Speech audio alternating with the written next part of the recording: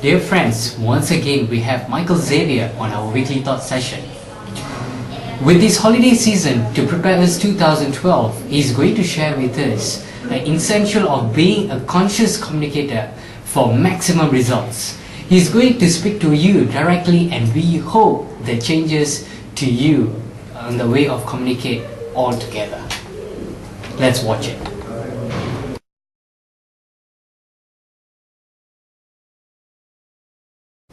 Thank you, Karthi.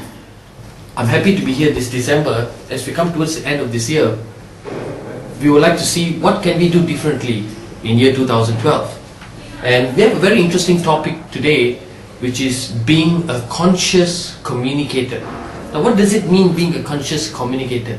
Which means you decide exactly what you want to communicate to the people that you're speaking to.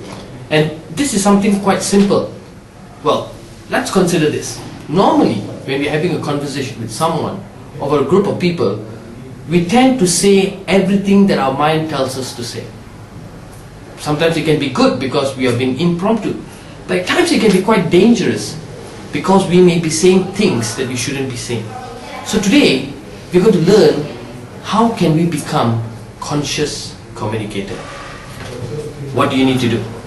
Each time you decide to want to say something, you first, number one, you got to acknowledge your self-talk.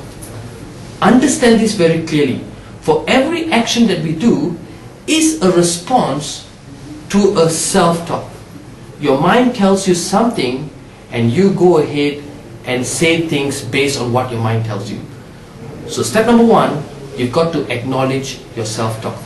Step number two, you've got to acknowledge whether this self-talk is giving you good advice or bad advice. And you've got to decide whether you want to take that advice.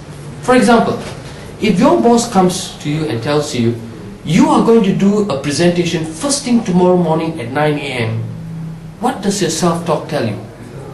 Does it tell you, oh gosh, you're going to do a presentation? You're going to fail. Better say no, better say no. And people would normally respond to that by telling the boss, no boss, not me. Why not Karthi? From now on, you need to acknowledge and decide, is that a good advice?